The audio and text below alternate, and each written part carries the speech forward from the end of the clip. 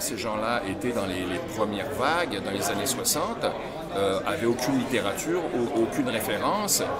Il a fallu piocher un peu dans les archives militaires françaises et puis autres pays pour prendre un peu plus de connaissances sur, on va dire, l'uniformologie militaire et en ce qui concerne l'armée allemande. Dans les années 70, les gens de la première vague ont commencé à créer ces magazines, ces livres qui sont maintenant des références et puis ces livres-là sont refaits par des gens qui sont de la deuxième vague. Maintenant, on voit sur Internet des quantités de littérature incroyables sur tout domaine, ceinturon, casque, veste, papier militaire, documents d'attribution, médailles. Enfin, la technologie nous aide aussi pour déceler les copies parce que ces copies-là sont, hélas, les copies anciennes sont devenues maintenant des copies très dangereuses par le vieillissement naturel, l'oxydation. C'est vrai que tout ce qui peut nous aider, les petites balances, les livres sont d'un aide très précieux pour continuer à collectionner de façon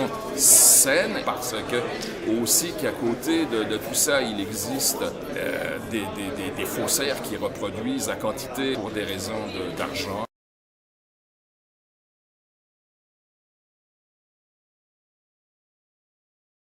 Pour certaines médailles militaires qui sont reproduites après la guerre, dues à des métaux de moindre qualité où on arrive à déceler par plusieurs façons, entre autres le poids avec des balances très précises.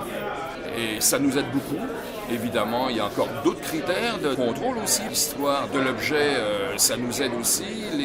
Les textiles pour tout ce qui est ruban, le polyester, le coton, la cantille, les polyesters qui sont de nature chaude.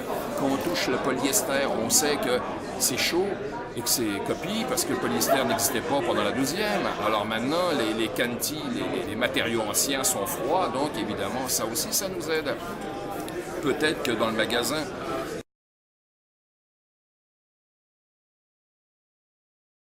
il existe les petits ultraviolets pour déceler les bandes témoins sur les billets de banque. Ça aussi, ça aide aussi à voir sur le tissu. Il est ancien ou il est moderne avec un pourcentage de polyester.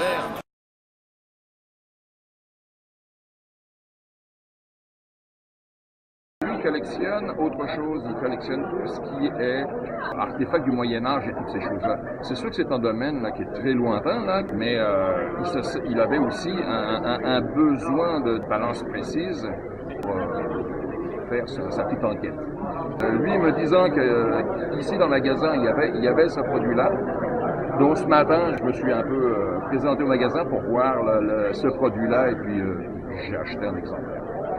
Ça marchera, tant mieux. Ça sera un scoop pour les nouveaux collectionneurs qui apprendront la continuité. Hein.